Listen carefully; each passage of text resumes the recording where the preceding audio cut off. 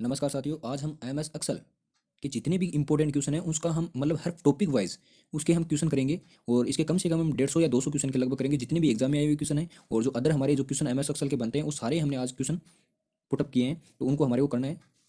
तो चलिए शुरू करते हैं दोस्तों इन क्वेश्चनों को। पहला क्वेश्चन है हमारा, माइक्रोसॉफ्ट एक्सेल है। माइक्रोसॉफ्ट एक्सेल है तो आपको बताना है कि ये एक डॉक्यूमेंट प्रोग्राम है, स्प्रेडशीट प्रोग्राम है, प्रेजेंटेशन है या ऑल ऑफ दीज। तो यहाँ पर जो सही आंसर होगा वो क्या है, स्प्रेडशीट प्रोग्राम है। माइक्रोसॉफ्ट एक्सेल क्या है, स्प्रेडशीट प्रोग्राम है। एक्सेल में बनने वाली शीट को निम्न में से क्या कहा जाता है। एक्सेल में बनने वाली शीट को निम्न में से क्या कहा जाता है। ऑप्शन ए है document sheet, slide sheet, worksheet, folder sheet. तो यहाँ पर हमारा जो करेक्ट आंसर होगा वो यहाँ पर वर्कशीट होगा, वर्कशीट होगा। अगला क्वेश्चन, एम एस एक्सेल 2010 में किस पैकेज में होता है। यानी कि एम एस जो एक्सेल 2010 है वो किस पैकेज में होता है। तो वो हमारे को बताना है, एम एस ऑफिस में होता है या कोरल ड्रॉ में होता है या पेज मेकर में होता है या टेली में होता है। तो यहाँ पर सही जो आंसर होगा दोस्तों वो एम एस ऑफिस होगा, एम एस ऑफिस होगा। माइक्रोसॉफ्ट एक्सेल का एक्सटेंशन होता है। ऑप्शन ए, बी, सी या डी, इनमें से कौन सा है। तो यहाँ पर सही आंसर होगा एक्स एल एस एक्स, ये बी आपका सही आंसर हो जाएगा। अगला क्वेश्चन है दोस्तों, रो और कॉलम से मिलकर बनी होती है। रो और कॉलम से मिलकर बनी होती है, आपका इसमें आंसर क्या होगा।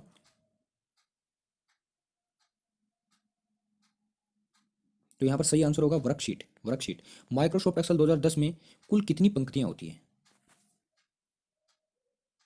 तो यहाँ पर सही आंसर होगा माइक्रोसॉफ्ट एक्सेल 2010 में कुल कितनी पंक्तियां होती है। तो वहाँ पर 10,48,576 आपको याद रखनी है।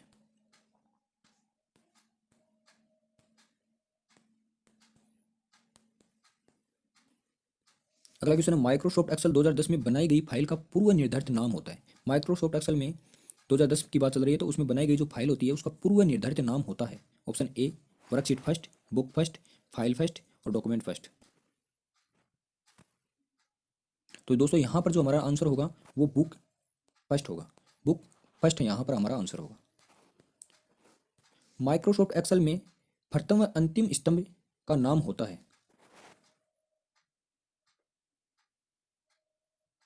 तो यहाँ पर सही आंसर जो होगा ए व एक्स एफ डी होता है। ए शुरुआत का है, एक्स एफ डी अंतिम नाम है। एम एस एक्सेल 2010 में बाय डिफॉल्ट कितनी वर्कशीट होती है। एम एस एक्सेल 2010 में बाय डिफॉल्ट कितनी वर्कशीट होती है। 1, 3, 4, 2। एम एस एक्सेल 2010 में बाय डिफॉल्ट कितनी वर्कशीट होती है, तो वो याद रखनी है 3। एम एस एक्सेल 2010 में एक वर्कशीट में कितनी रो एंड कॉलम होते हैं। यानी रो भी बताने हैं और कॉलम भी बताने हैं हमारे को साथ में।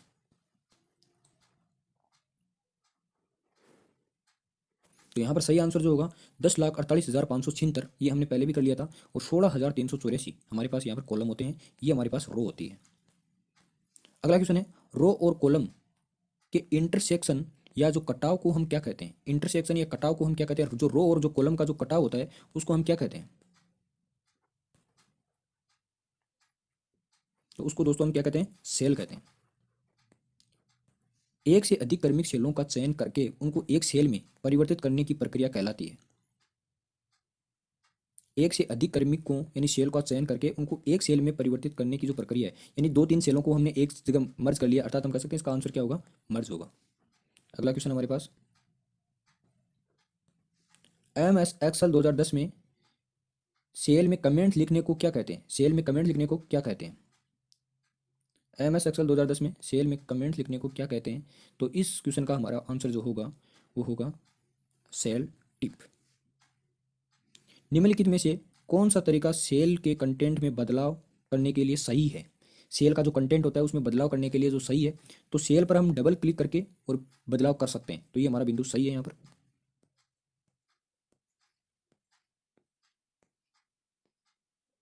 अगला बिंदु है फॉर्मूला बार पर क्लिक करना। फॉर्मूला बार पर क्लिक करके भी कर सकते हैं, F2 की प्रेस करके भी कर सकते हैं। तो यहाँ पर हमारा आंसर क्या हो जाएगा, डी हो जाएगा। दोस्तों हमें जो अभी क्वेश्चन कर रहे हैं वो परिचय यानी इंट्रोडक्शन, एम एस एक्सेल का इंट्रोडक्शन पढ़ रहे हैं।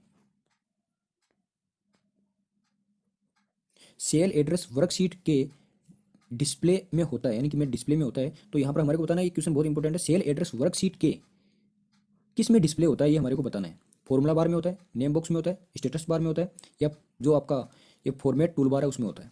तो यहाँ पर सही जो आंसर होगा वो यहाँ पर 15 का वो होगा नेम बॉक्स, नेम बॉक्स। ये दोस्तों यही क्वेश्चन संगणक 2021 में पूछा गया क्वेश्चन है। सेल एड्रेस E21 प्रदर्शित करता है, यानी ई और 21 जो है वो क्या प्रदर्शित करते हैं। यहाँ पर ई क्या है और 21 क्या है। तो यहाँ पर ई तो है कॉलम और 21 भी क्या है, रो है। यानी दोस्तों 1 2 और 3 ये है हमारी रो है होती है, और जो ABCD में दिखाते हैं वो हमारे क्या होते हैं, कॉलम होते हैं, कॉलम। MS एक्सेल 2010 में किसी भी वर्कशीट का मैक्सिमम कितने करेक्टर हो सकते हैं। तो मैक्सिमम कितने करेक्टर हो सकते हैं MS एक्सेल 2010 में। तो यहाँ पर सही आंसर होगा डी, 31 करेक्टर हो सकते हैं।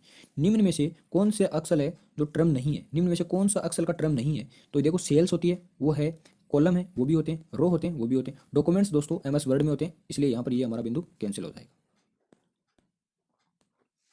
पहले वाली वर्कशीट पर जाने के लिए हमारे को किस शॉर्टकट की का प्रयोग करना होगा। तो यहाँ पर कंट्रोल पेज अप का प्रयोग करेंगे। किसका करेंगे, कंट्रोल पेज अप का प्रयोग करेंगे। अगर आप अपनी वर्कशीट में सीधे एडिट नहीं करना चाहते तो डेटा को एडिट और एंटर करने के लिए आप किस चीज़ का उपयोग भी कर सकते हैं। फिर से सुनना क्वेश्चन दोस्तों, आप अगर अपनी वर्कशीट में सीधे एडिटिंग नहीं करना चाहते तो डेटा को एडिट और एंटर करने के लिए आप किसका उपयोग भी कर सकते हो। तो यहाँ पर ऑप्शन है formula bar, title bar, menu bar, space bar. तो यहाँ पर जो हमारा सही आंसर होगा वो क्या होगा, फॉर्मूला बार होगा, फॉर्मूला बार होगा। MS एक्सेल 2010 का उपयोग विभिन्न प्रकार की में किया जाता है, जो सामान्य से लेकर जटिल कार्यों तक उपयोगी होता है, सामान्य से लेकर के और जटिल कार्यों तक उपयोगी होता है। और यहाँ पर इसका जो सही आंसर होगा वो गणना होगा, मैनिपुलेशन होगा, प्रेजेंटेशन होगा या एक्सप्रेशन होगा। तो यहाँ पर सही आंसर इसका क्या होगा, गणना। पेज के ऊपरी मार्जिन के कार्यों तक उपयोगी होते हैं। पेज का जो ऊपरी मार्जिन होता है उसके लिए उपयोगी क्या होता है, तो वो ऊपर हमारा क्या रहता है, हेडर रहता है।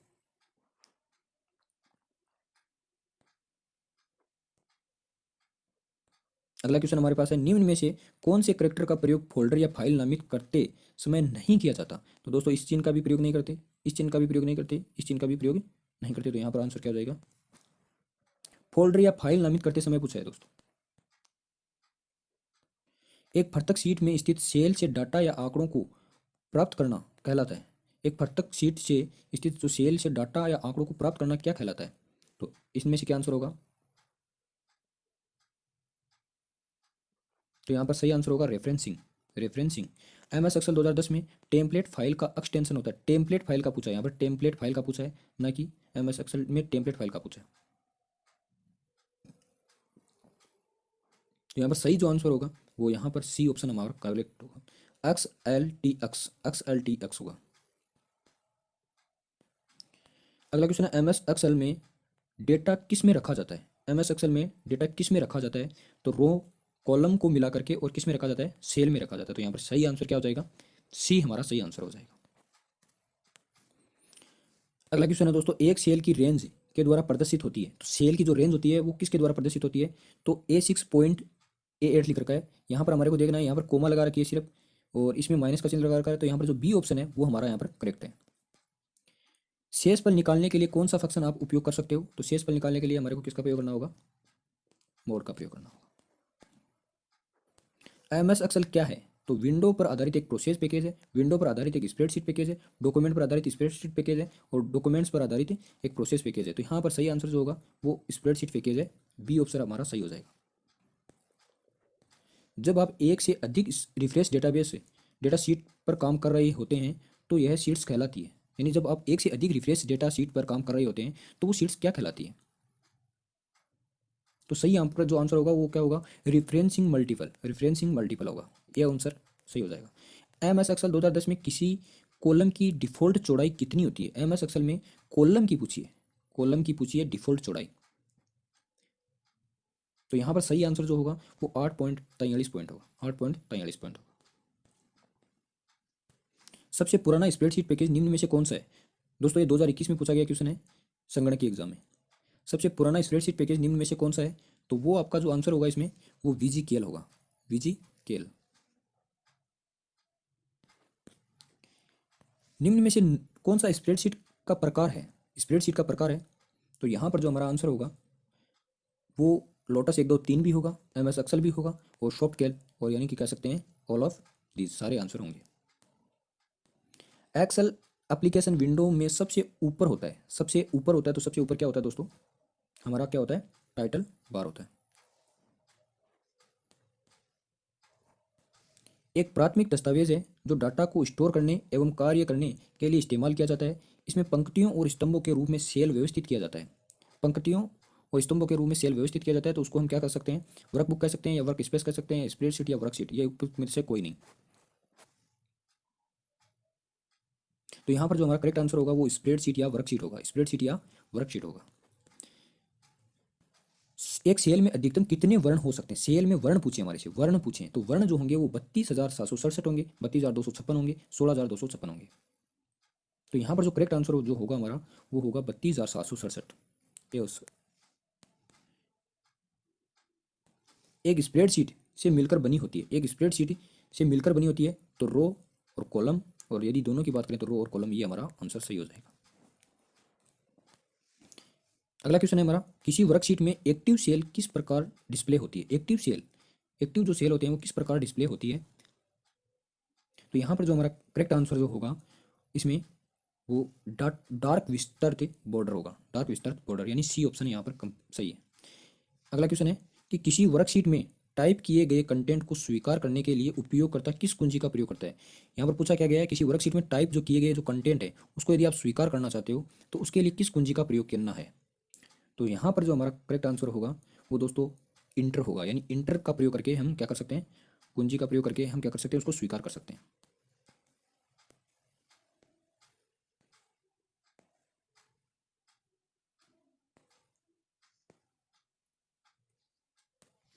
किसी वर्कशीट में सेल को किसके द्वारा निर्दिष्ट किया जाता है? किसी वर्कशीट में सेल को किसके द्वारा निर्दिष्ट किया जाता है? तो यहाँ पर जो आंसर होगा वो होगा कि एक सेल और एक संख्या का एक संयोजन जो कॉलम और आपके पास जो पंक्ति होती है उसको निर्दिष्ट करता है। एक लेटर और एक संख्या का संयोजन जो कॉलम और एक पंक्ति को निर्दिष्ट करता है। सेल की संख्या, रो का पता, कॉलम का पता। तो यहाँ पर जो करेक्ट आंसर होगा वो ए होगा। मैं एक बार फिर से पढ़ देता हूँ, एक लेटर और एक संख्या का एक संयोजन जो कॉलम और पंक्ति को क्या करता है? निर्दिष्ट करता है। सेल संदर्भ क्या है? सेल संदर्भ क्या है?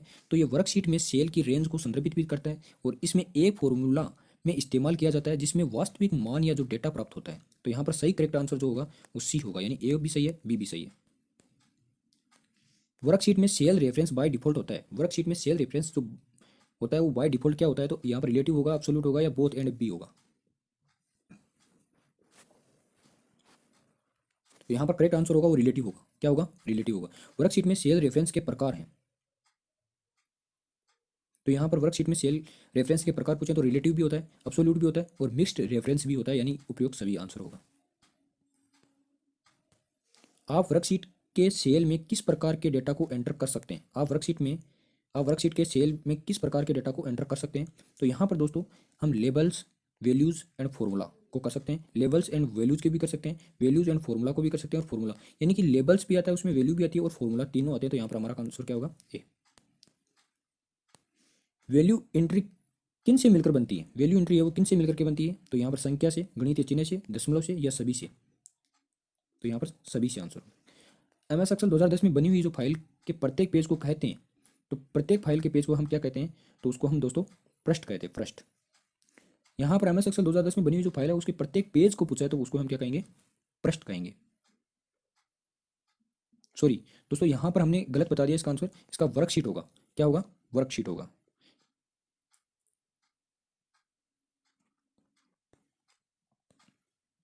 निम्न में से कौन एक्सेल का डेटा टाइप नहीं है?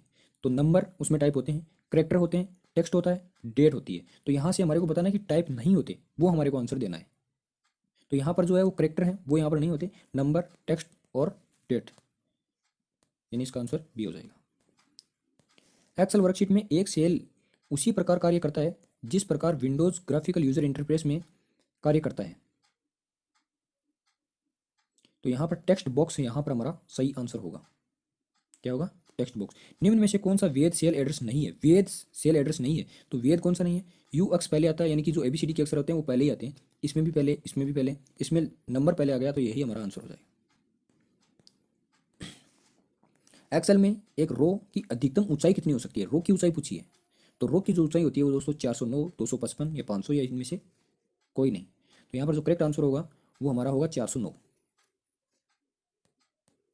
माइक्रोसॉफ्ट एक्सेल 2010 में सेल पॉइंटर को प्रथम कॉलम और प्रथम सेल पर जाना है तो उसके लिए हमारे को कौन सी कुंजी का उपयोग करना होगा। फिर से सुन लेना, प्रथम सेल पर जाने के लिए किस कुंजी का प्रयोग करना होगा, उसमें कॉलम भी आ गया, तो यहाँ पर जो सही आंसर होगा इसका वो कंट्रोल प्लस होम होगा, कंट्रोल प्लस होम होगा। अगला क्वेश्चन दोस्तों हमारा है, एक्सेल में आप किस प्रकार संपूर्ण कॉलम को सेलेक्ट कर सकते हो, एक्सेल में आप किस प्रकार संपूर्ण कॉलम को सेलेक्ट कर सकते हो। तो कॉलम में जो हेडर पर हम क्लिक करके, कॉलम में क्लिक करके और कॉलम और कमांड पर क्लिक करके या उपरोक्त सभी, तो यहाँ पर जो करेक्ट आंसर होगा वो कॉलम में हेडर पर क्लिक करके हम क्या कर सकते हैं, संपूर्ण कॉलम को सेलेक्ट कर सकते हैं। एक्सेल स्क्रीन को अधिकतम कितनी जूम किया जा सकता है, तो एक्सेल जो स्क्रीन जो होती है उसको अधिकतम हम 400%, 300%, 200% और 10%, इसमें से आंसर जो हमारा सही रहेगा वो 400% रहेगा। माइक्रोसॉफ्ट एक्सेल 2010 के संदर्भ में कौन सा कथन सत्य है, तो एक वर्कशीट में सेलों के समूह को हम क्या कहते हैं, सेल रेंज कहते हैं। दूसरा बिंदु है हमारा, एक्सेल 2010 में बनी फाइल को वर्क बुक कहते हैं और वर्कशीट के पहले सेल का एड्रेस A1 होता है और उपरोक्त सभी। तो यहाँ पर जो हमारा करेक्ट आंसर जो होगा वो दोस्तों डी होगा। निम्न में से विषम का चुनाव करना है, वर्ड, नोटपैड, एक्सेल और पावर पॉइंट हमारे पास, तो यहाँ पर जो करेक्ट आंसर होगा वो नोटपैड होगा, ये विषम है यहाँ से। निम्न में से कौन सा कथन असत्य है, निम्न में से कौन सा कथन है जो असत्य है, F2 कुंजी दबा करके आप सेल को क्या कर सकते हो, एडिट कर सकते हो। सेल को डबल क्लिक करके एडिट कर सकते हैं, ये भी सही है। सेल को एडिट करने के लिए आप फॉर्मूला बार का उपयोग कर सकते हैं, ये भी सही है। एडिट सेल कमांड का उपयोग करके सेल को एडिट कर सकते हैं, ये बात गलत है दोस्तों। माइक्रोसॉफ्ट एक्सेल 2010 में नई वर्कशीट इंसर्ट करने के लिए कुंजी का उपयोग किया जाता है, यानी माइक्रोसॉफ्ट एक्सेल 2010 में नई वर्कशीट इंसर्ट करने के लिए कौन सी कुंजी का उपयोग किया जाता है, तो शिफ्ट एल्टर F1 का हम प्रयोग करेंगे, शिफ्ट एल्टर F1 का प्रयोग हम करेंगे। निम्न में से कौन सा कथन असत्य है, तो यहाँ पर हमारे को 4 बिंदु दिए गए हैं, उनमें से हमारे को देखना कौन सा कथन असत्य है। तो वर्कशीट में नई लाइन जोड़ने के लिए आप इंसर्ट रो कमांड का प्रयोग कर सकते हैं, नई लाइन जोड़नी है तो इंसर्ट रो का आप प्रयोग कर सकते हैं। नेम बॉक्स में क्लिक करके भी सेल को एडिट कर सकते हैं। और अगला है, चार्ट को प्रिंट करने के लिए चार्ट को चार्ट शीट में मूव कर सकते हैं, ये भी सही है। और वर्कबुक में नई वर्कशीट जोड़ने के लिए वर्कशीट कमांड का प्रयोग कर सकते हैं। तो यहाँ पर हमारे को गलत बताना है, तो गलत जो हमारा यहाँ पर है वो है कि नेम बॉक्स पर क्लिक करके भी आप सेल को क्या कर सकते हो, एडिट कर सकते हो, तो ये हमारा बिंदु गलत है।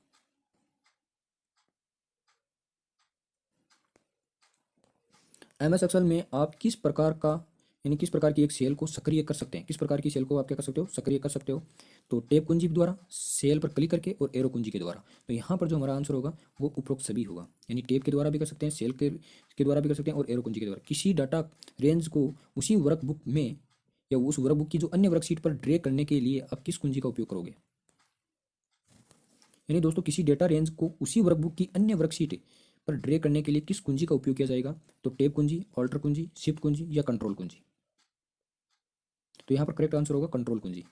एक्सेल में जहाँ पॉइंटर उपस्थित है वह सेल कहलाता है, एक्सेल में जहाँ पॉइंटर उपस्थित है वह सेल कहलाता है, तो उसका जो आंसर होगा वो क्या होगा, यहाँ पर एक्टिव सेल होगा। क्या होगा, एक्टिव सेल होगा।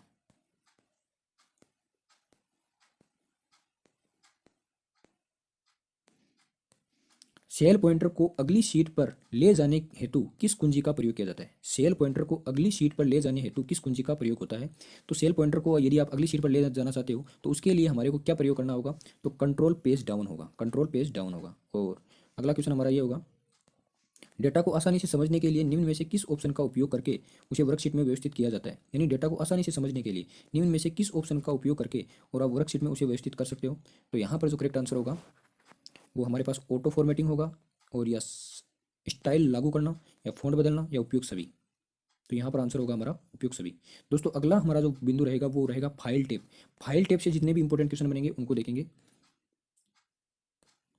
एक्सेल वर्कशीट के चयनित अंश को आप कैसे प्रिंट करेंगे, एक्सेल वर्कशीट के चयनित अंश को आप किस कैसे प्रिंट करेंगे? तो यहाँ पर ऑप्शन ए है फ़ॉन्ट के साइज़ यानी कि आकार को बदल करके, स्टेटस बार में जूम निर्देश का प्रयोग करके, पेज ब्रेक निर्देश का प्रयोग करके, वर्कशीट के जिस अंश को प्रिंट करना है उसे सेलेक्ट कर प्रिंट डायलॉग बॉक्स में सिलेक्शन विकल्प चुन करके। तो यहाँ पर जो हमारा करेक्ट आंसर जो होगा वो ये होगा कि वर्कशीट के जिस अंश को प्रिंट करना है उसे सेलेक्ट कर और प्रिंट डायलॉग बॉक्स में सिलेक्शन विकल्प चुन करके हम कर सकते हैं। तो यहाँ पर हमारा डी आंसर सही होगा। एक ऐसी फाइल जो रेडी टू यूज़ के रूप में एप्लीकेशन द्वारा प्रदान किया जाता है। एक ऐसी फाइल जो रेडी टू यूज़ के रूप में एप्लीकेशन द्वारा प्रदान किया जाता है, तो उसका आंसर जो यहाँ पर होगा वो क्या होगा? टेम्पलेट्स। किसी कमांड द्वारा चुनी हुई सेल रेंज को प्रिंट क्षेत्र के रूप में परिभाषित करते हैं, प्रिंट क्षेत्र के रूप में परिभाषित करते हैं। तो यहाँ पर जो हमारा करेक्ट आंसर होगा वो होगा set print area, set print area. Excel 2010 में कौन सा option page setup dialog box पर नहीं होता? पेज सेटअप डायलॉग बॉक्स पर नहीं होता, तो इसका जो करेक्ट आंसर होगा प्रिंट का चयन। एक्सेल विंडो में एग्जिट करने का जो कमांड किस टैब में होता है? तो वो हमारा किस में होगा? फाइल टैब में होगा। एमएस एक्सेल में हाल ही में खोली गई फाइल की सूची को देखा जा सकता है। हाल ही में जो खोली गई जो फाइल है उसकी सूची को हम कहाँ देख सकते हैं? तो यहाँ पर जो हमारा आंसर होगा दोस्तों वो फाइल टैब में रिसेंट कमांड के द्वारा, फाइल टैब में रिसेंट कमांड के द्वारा। दोस्तों आज हमने 70 क्वेश्चन कर लिए। कल से हम होम टैब के बारे में भी देखेंगे। होम टैब जो आगे की जो टैब है हमारी उन सभी के बारे में देखेंगे। थैंक यू दोस्तों।